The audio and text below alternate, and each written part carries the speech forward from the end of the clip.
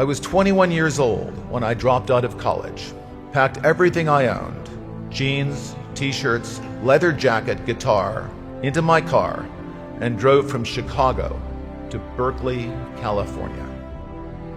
During my California springs and summers, I spent most of my days in the high Sierras in Yosemite Valley, working as a river guide and a rock climbing instructor. I loved those jobs, but unfortunately they didn't pay that well. So I also got a job working a couple of days a week as a computer programmer back in Berkeley. I had learned to program in college. I didn't love programming, but it was fun and I was good at it. And computer programming gave me the same kind of satisfaction as solving math problems and playing chess, both things I enjoyed before I became a confused teenager. At this point in my life, I thought I was making real progress on my journey of self-discovery. I had found a cause. I had a couple of jobs that I loved, and one that was fun and paid the bills. I was pretty happy with my life. My wife was not. What she saw was a college dropout who spent too much time in the mountains doing foolish things. She wanted me to work full-time as a computer programmer or go back to college and finish my degree. I started taking classes at UC Berkeley. I took several classes, but the only one I can remember was a sailing class taught at Berkeley Marina. Once again, I fell in love and began a lifelong affair with the limitless, omnipotent Pacific Ocean. When my class was over, I wanted to buy a sailboat. My wife said this was the single stupidest idea she had ever heard in her entire life. She accused me of being irresponsible, and she told me I lacked ambition. She kicked me out, and then she divorced me. This was a pivotal moment in my life.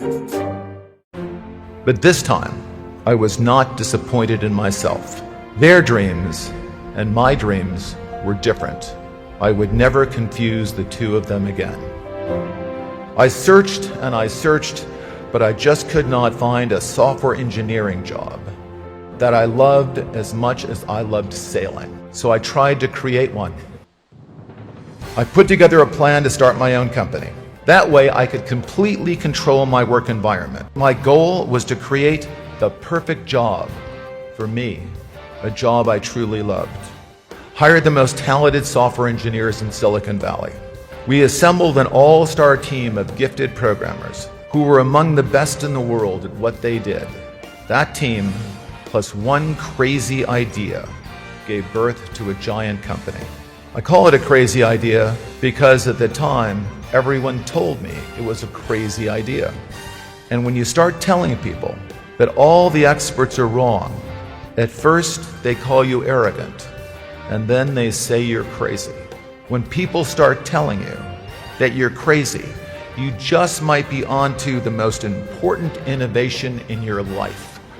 The idea was to build the world's first relational database, and IBM was building a prototype in their research labs. But back then, the collective wisdom of computer experts, while relational databases could be built, they would never be fast enough to be useful.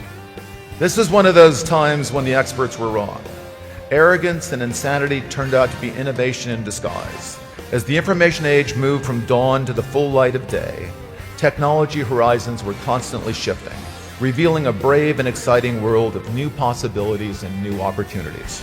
Oracle doubled in size year after year after year for 10 years. I had set out to create the perfect programming job for me. Instead, I created a job where I had to stop programming altogether. I attempted to create an environment that I could completely control. Instead, I was running a company with thousands and thousands of people that was growing so fast that it was impossible for anyone to control. In a constantly changing world, what is possible is a moving target. Don't be afraid to experiment and try lots of different things. And don't let the experts discourage you when you challenge the status quo.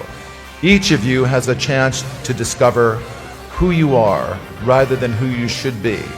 A chance to live your dreams, not the dreams of others. Each of you has an obligation to commit to a righteous cause one that elevates you and improves the conditions of humanity and the planet, until you find a job that ignites your passions, like I did.